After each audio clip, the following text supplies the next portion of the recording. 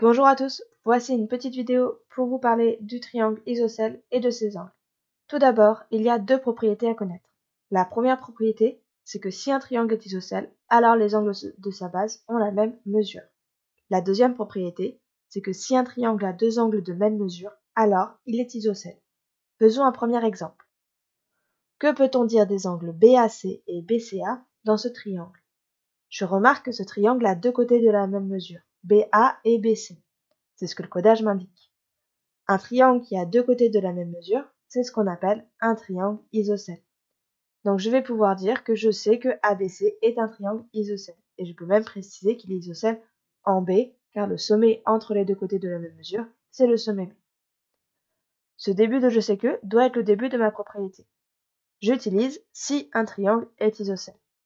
La fin de ma propriété doit parler d'angle, puisque la question me demande c'est que peut-on dire des angles BAC et BCA. Je viens d'apprendre que si un triangle est isocèle, alors les angles de sa base sont de la même mesure. Donc c'est ce que je vais écrire. Et cette fin de propriété me permet de répondre à la question.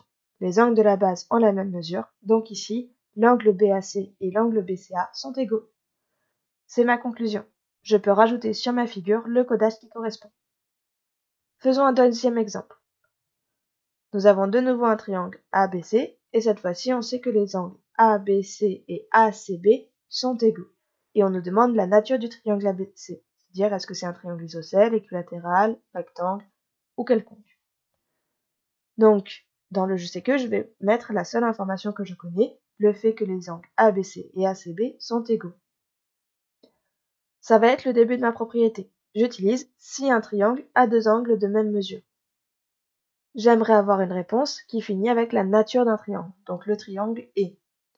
Et je viens d'apprendre que si un triangle a deux angles de même mesure, alors il est isocèle.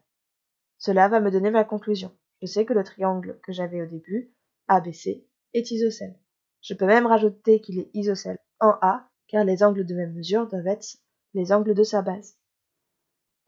Je peux rajouter le codage qui correspond, c'est-à-dire que les côtés AB et AC sont de la même longueur. J'espère que tu as tout compris, n'hésite pas à revoir la vidéo si besoin, et à bientôt en classe.